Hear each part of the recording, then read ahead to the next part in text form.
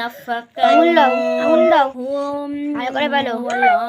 আল্লাযী লা ইলাহা ইল্লা হু আলিমুল গায়বি ওয়া শাহাদাতি হুয়ার রহমানুর রহিম। ইটুখানি বাচ্চা কোরআন শরীফ পড়ছে, বুকে নিয়ে চুমু খায়, আরে টাপ দিয়ে দাও। দেখো তো এরম বাচ্চা কোথাও পাবে? 1.5 বছরের বাচ্চা বলে মনে হয়। আমি এতিমা হই পড়ো।